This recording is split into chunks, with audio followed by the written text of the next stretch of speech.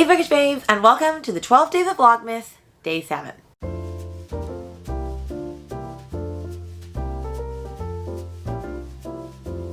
For those who don't know me, my name's Rainy, and I teach elementary music and middle school musical theater, and I love reading and talking about books, thriller and horror mainly, but I also talk about fantasy, romance, nonfiction, all that type of stuff. So if you're interested in that, please like and subscribe to my channel, as it'll really help my channel grow. First off, I want to say yes, I'm in Christmas jammies. It is almost Christmas time, so I felt like this worked. Second, the 7 Days of Vlogmas. As you can tell, I'm losing my voice. It's from my terrible stomach bug that I had yesterday.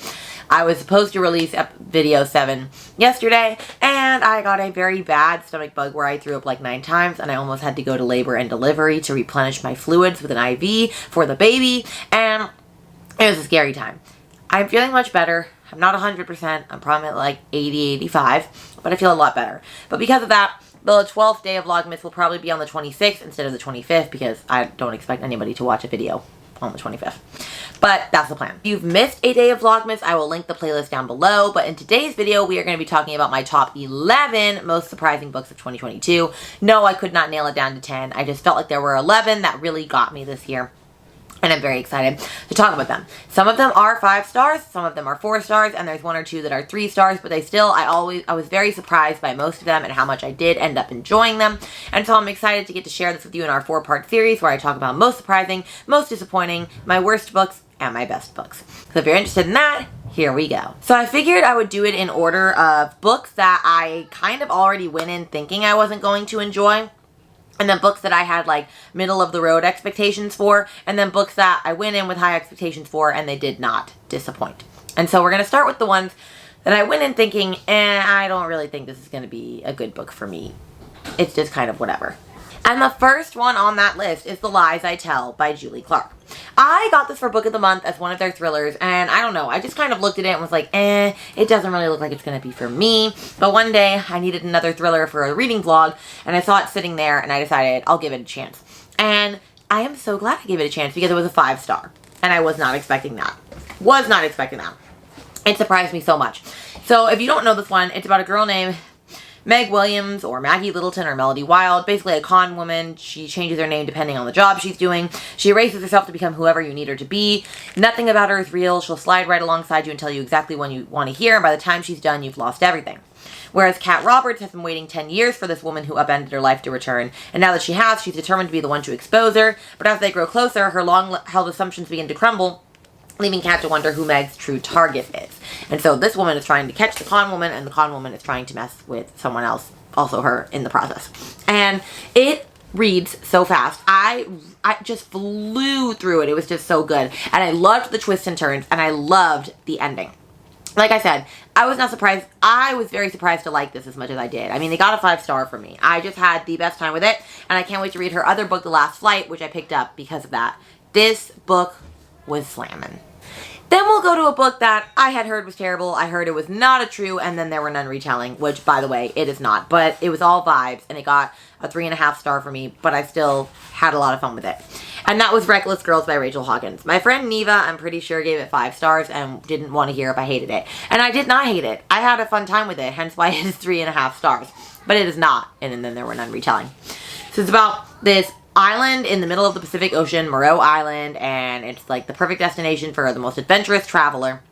And there's 6 people, 6 20-something-year-olds that are going to go on a like fun vacation there, and one goes missing and another goes up dead, and they wonder like what's going on this island for real. And the twists that happened in this were kind of crazy. I did not really enjoy the ending. But I'm just telling you, like, the island vibes were there. Everything was there. I had a lot of fun with it. I was reading through it super quick. It really did surprise me because I honestly thought this was going to be like a 2-star or something, because I just couldn't imagine. But if you're going for, like, non-realistic, like, very dramatic, like, very out there type of, like, thriller story, then this definitely could be for you. Another one that I didn't expect to really like that much was Cursed Bunny by Bora Chung. And the reason that is, I'm not a big short stories person. I'm trying to become more of a big short stories person. They're just not for me. And especially with this one, which we read this, I think I read this as part of Katie Colson's Smut Salon.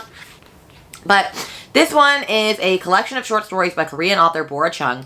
Blurring the lines between magical realism, horror, and science fiction, Chung uses elements of the fantastic and surreal to address the very real horrors and cruelties of patriarchy and capitalism in modern society.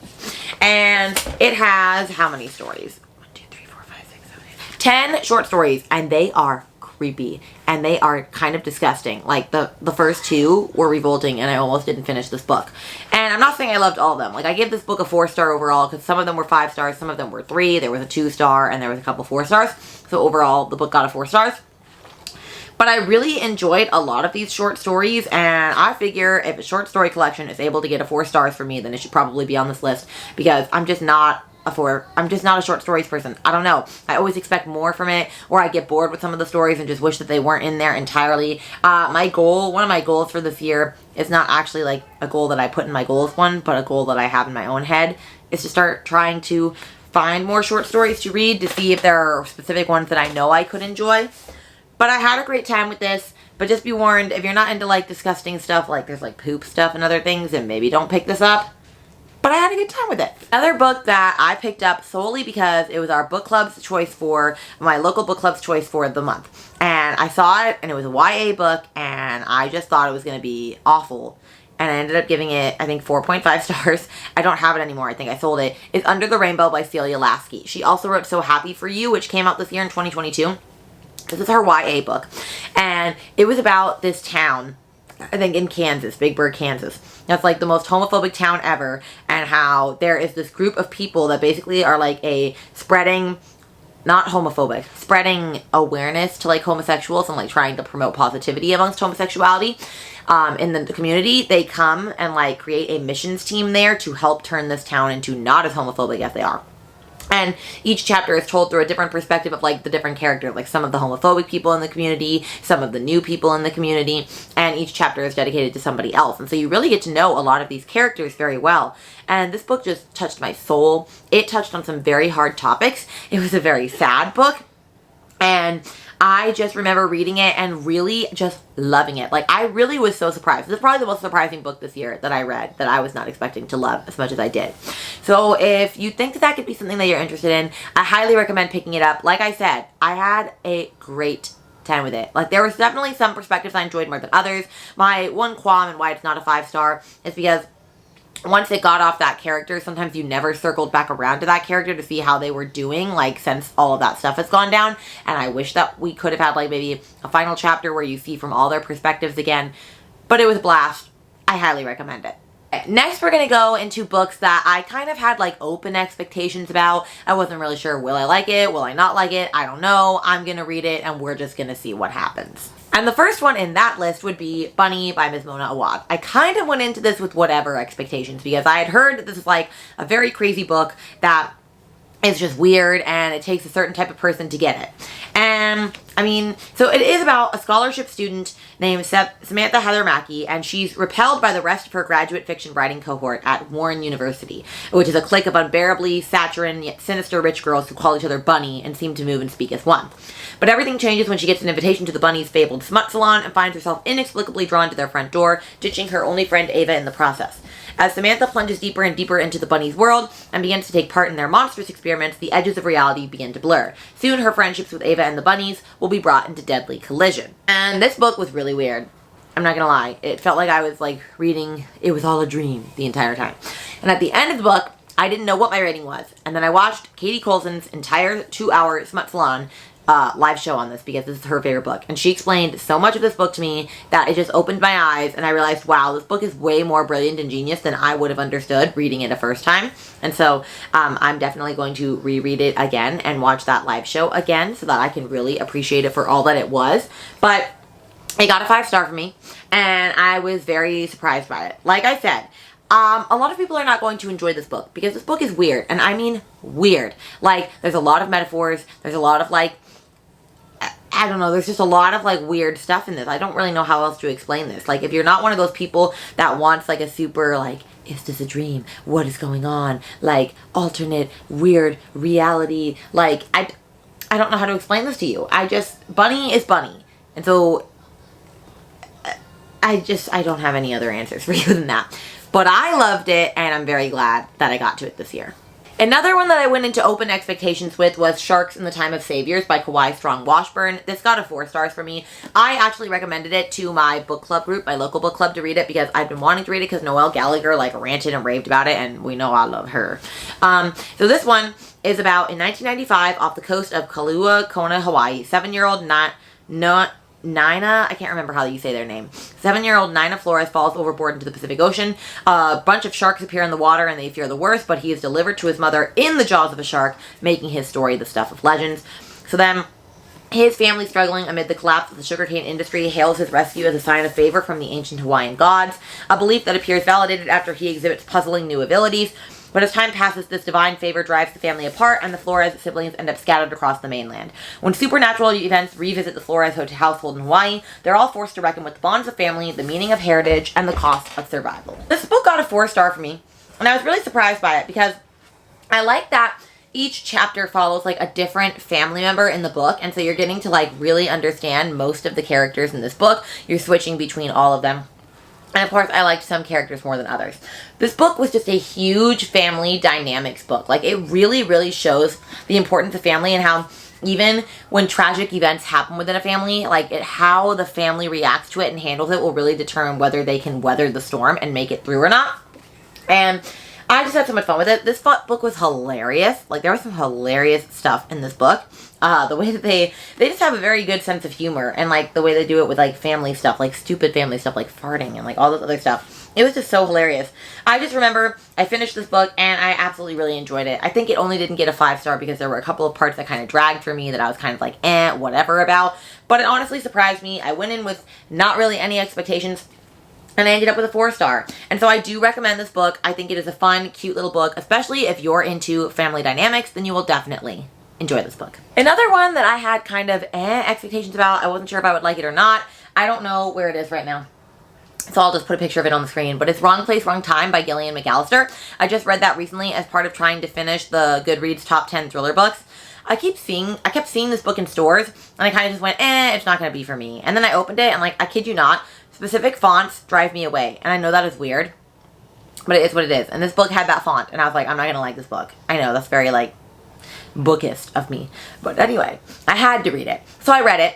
And at first, I felt like it was going to be a 2.5 or a 3 star. Because I was just not vibing with it. I was thinking it was boring. I just was not about it. And then the more I read and the more twists and turns it got, I absolutely loved. I will say, this is one of those books you cannot just listen to on audio. You have to have the physical in front of you. Because there were things I weren't catching because there's just certain books where if you only listen to it via audio, you're going to miss some stuff, and I feel like that happened, and so I feel like it could have even been a 4.5 had I switched to physical earlier. I absolutely loved this book. I thought it was so good. The twists and turns, the ending, I had so much fun with this book. It is a time travel book, basically about this mother that ends up seeing her son kill somebody in the middle of the street at night.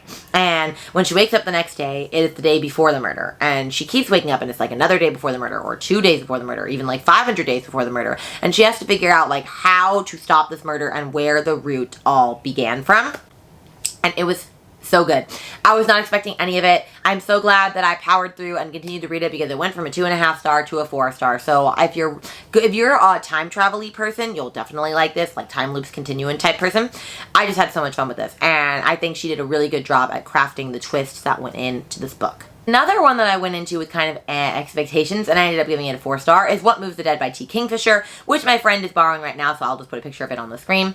That one is an Edgar Allan Poe retelling of a book of theirs. And The House of Usher, The Fall of the House of Usher. And I read this as part of, I believe, Kayla from Books and Lala's book club, Literally Dead book club, I think in October or September. And I was going to give this book a 2 star because I was listening to it via audiobook while I was cleaning, and I was not understanding a lick of what it said. Like, it was one of those books that like you read it and you have to like reread stuff because you're very confused by what you are reading. It's just one of those higher up literary books. And when I switched to physical, it turned all around for me and I had a much better time with it. So there are certain books that if you don't read it physically, you're probably not going to enjoy it as much. And this is another one of those books. So this one, I thought she did an amazing job with the retelling. Because I read The Fall of the House of Usher first. Didn't understand a lick of it. Didn't care for it. So I figured it was going to be the same thing for this one. And I really enjoyed this one. I loved how she changed certain things about it. I loved certain characters in the book. I loved her descriptions of like the manner and just everything. It was just very well crafted. And I think T. Kingfisher does a very good job at like world setting and all sorts of stuff like that. So I had a really great time with this book. So if you're looking for like a cool, fun, creepy retelling by Edgar Allan Poe, this book may be the book for you. And the last one that I went into with open expectations, more primarily because I thought for sure it was going to be too much for me and that I wasn't going to be able to handle it, was For the Sake Of and For the Sake Of Two by Judith Sonnet. I put them together because I read it because on Haley Hughes' Haley Ween Sprints, I was on it with my friend, with Haley and Ashley was reading it too, and it's like one of Haley's favorite books, and I was feeling the FOMO, and so I decided I had to read it, and I'm so glad that I did. It was not too much for me. It was still really, really gory, really, really creepy, and I haven't read another book like that since because I feel like I need to do that in moderation. I'm not going to become like an extreme horror girly by any means. But I just thought it was so creepy and so weird, but so perfectly crafted that I just had a blast with both of these books. And like I said once again, I will never recommend these to the masses. This is extreme horror. It's meant to shock and offend you, and it did shock and offend me. There were some truly gross stuff and like disturbing themes in there that I will never forget for the rest of my life. Like freaky, freaky, freaky. But I went in that expecting to not be able to read it because I couldn't stomach it. And the fact that I was able to stomach it and still give it 5 stars made it very surprising, of course. So I'm very glad that I read both of them, and I can't wait to see what else Miss Judith Sonnet has for me. And then the last 2 books that I have for you are books that I went in with pretty high expectations about, and they did not disappoint. They just didn't make it to my top 10 of the year. And one is The Stranger in the Mirror by Liv Constantine. This was a book that she also wrote The Last Mrs. Parrish, which I think that's why I went in with high expectations, because Haley rants and raves about the Last Mrs. Parrish. As you can tell, Haley Hughes is like one of my favorite people. And this was for her book club. And so I went in with pretty high expectations. And this one is an amnesia story, and it's about Addison's preparing to get married, but she's not looking forward to the big day. Her fiancé is a wonderful man, but she doesn't know who she really is. A few years ago, a kind driver rescued her bleeding from the side of a highway. Though her physical wounds healed, her memory never returned. She doesn't know her real name or why she can't shake the notion that she may have done something bad. Meanwhile, in a posh home in the Boston suburbs, Julian tries to figure out what happened to his wife, Cassandra, who disappeared without a trace 2 years before. She would never have left him and their beloved young daughter of their own free will, or would she? And so this one has the amnesia trope. It is a very, like, twisty and turny, like, keeps you on the edge of your toes type thriller. No, it is nothing to, like, rant and rave home about. However, I gave it a 5 stars because I just loved it, and I was living for the drama that was in this book, and I was not expecting it. Like, I still remember all that happened at the end and how crazy it was. Like, it was crazy. It's one of those you have to suspend your disbelief for because, like, this is a little too out there. But I had so much fun with it. I thought it was so just a wild ride from start to finish. And so if you're looking for like one of those thrillers where you don't mind that like the twist is completely unbelievable and you have to suspend your disbelief and all of that stuff, then I think you will highly like it. But I had so much fun with this book. And then the last one I had to have on this list because it's not in my top 10, but I absolutely loved it and I had so much fun with it, and it really did surprise me with how much I really loved it. And that is One of Us is Dead by Geneva Rose. And if you've never read this book, first off, it's one of the heaviest books I own. And it says it's about the women of Buckhead, which is this place of expensive cars, huge houses, and competitive friendships. And it's about a couple of them and how one of them ends up dead. And it says the friendships can be complex, but no one said it could ever be this deadly. And it's just a very rich socialite, like house mom drama book with one of them ending up being dead. And as the cover says, it's sublimely bitchy, which I agree with. And I gave this a 4.5 stars. The only reason I didn't get a 5 is literally because of how quick the ending was. Like, the ending wrapped up in about 10 pages, and I just wasn't about that. And I also couldn't believe that the characters would do what happened in the ending. It wasn't realistic to me. It wasn't set up in that way. And I had so much fun with this. When I tell you I read this in like a day, I did. It was just one of the best, like, rich mommy drama books I've read. And I've learned that that is one of my favorite things to read in books. If it's like domestic, rich, housewives, socialite drama, that is for me. Give me all the drama. Give me all the tea. I am all about it. I had so much fun with this. You really won't be able to turn these pages fast enough. You're going to have so much fun with this. And I'm so surprised with how much I loved it. Like, honestly, I could see myself rereading this because I just had a blast with this book. So if you think this could be something for you, it probably is. And that is it for all of my surprising books of 2022. Like I said, all of the books on this list really did wow me in some way or other, so I definitely recommend going to pick them up because I had such a fun time with all of them. And make sure to stay tuned for tomorrow and day 8, where we talk all about my most disappointing books of 2022. Ones that were not the worst, but they let me down in some way or another. And with that, I'll see you guys in another video soon. Bye!